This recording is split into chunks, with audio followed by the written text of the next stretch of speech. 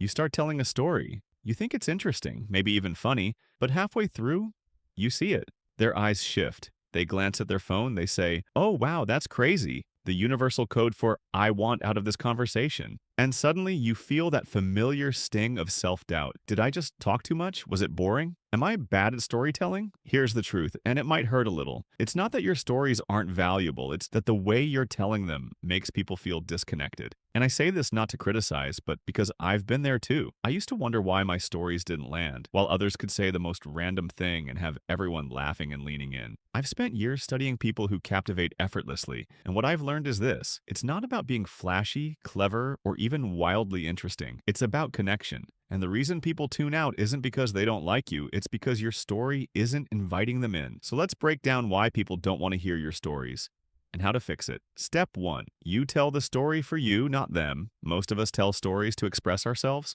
But what makes a story powerful isn't self-expression, it's shared emotion. When you tell a story just to get it off your chest, to sound impressive, or to relive a memory, you're making it about you. And while that might feel natural, it quietly alienates your listener. Imagine someone showing you 50 pictures of their trip without asking how your week was. That's how a self-centered story feels. On the other hand, the best storytellers tell stories not to be heard, but to connect. They think, how can this story speak to them? So instead of saying, "One time I hiked this insane mountain and nearly froze," you could say, "Have you ever done something way outside your comfort zone? I tried hiking in Iceland once and it taught me something surprising." That tiny shift creates space for the other person to relate. It's not a spotlight, it's an invitation. When you stop performing and start connecting, people listen differently. They feel like the story is unfolding with them, not at them. Step 2. You're not reading the room. You've probably been trapped in a story you didn't want to hear. The person kept talking, oblivious to your body language, your silence, your glances at the door. And here's the scary part. We've all been that person too. It's not that your story is too long, it's that it's too unaware. Great storytellers aren't just talkers,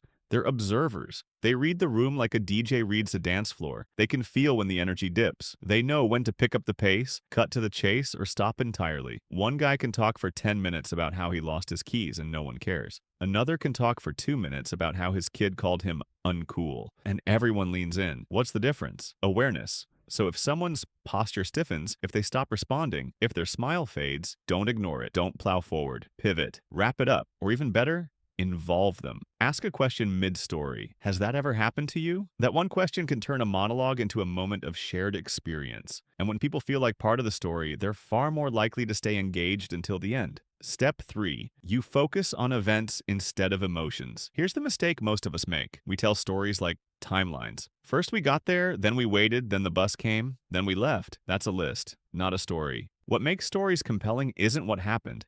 It's how it felt. Emotions are the glue of storytelling. They're what we remember, what we relate to, what keeps us coming back. When you say, "We waited for 6 hours at the airport," it's just information. But when you say, "There's this weird kind of tension when you're trapped in an airport with a dead phone, no food, and the creeping feeling no one's coming for you," now we're with you. Now we feel it because we've been there. Not necessarily at an airport, but in that emotion, boredom, frustration, helplessness. So shift your focus. Don't narrate the sequence. Narrate the sensation. What were you thinking? What did your body feel like? What did you want to say but didn't? Those details are like little hooks. They pull people in. And more importantly, they give your listener a chance to feel seen through your story. Step 4. You don't leave room for the listener. Storytelling should feel like dancing, not lecturing. And yet, so many of us fall into the trap of monologuing. We talk and talk and talk without noticing that we've left the other person behind. And here's the tricky thing. Sometimes it doesn't even feel like we're dominating. We're just in the zone telling our story. But the best storytelling isn't a one-way performance. It's co-created. It breathes. It adapts. It includes. When you tell a story, try this. Pause occasionally. Let silence in. Ask a question. Say something like, "You know what I mean?" Or, "Has that ever happened to you?" Those micro moments give your listener a chance to enter the story. And once they're inside, they're no longer just an audience. They're a participant. That's when real connection happens. Not when you speak perfectly, but when you invite people to see a piece of themselves in what you're saying. Remember, a great story isn't a speech. It's a shared space. Step 5. You're trying to impress instead of connect. Here's the hardest pill to swallow. A lot of us are secretly trying to prove something with our stories. We want to sound smart or cool or strong. We want to be admired. And that's understandable. We all want to feel valued. But ironically, the more you try to impress, the more people tune out.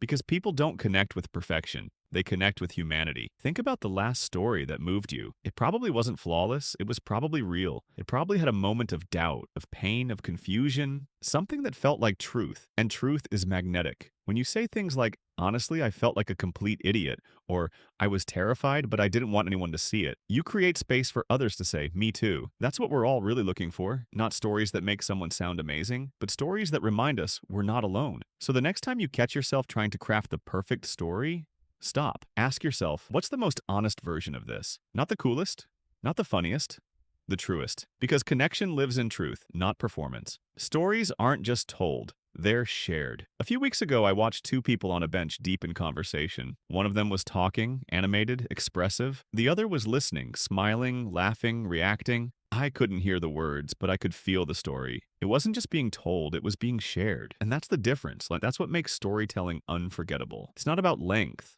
or perfection, or sounding clever. It's about inviting someone into a moment with you. So if people have been zoning out when you speak, don't give up, don't shrink. Just shift. Tell stories that make people feel. Read the room. Share the spotlight. Speak with emotion, not just facts. And above all, be human. Because the truth is, people do want to hear your stories. They just want to feel like they're part of them too.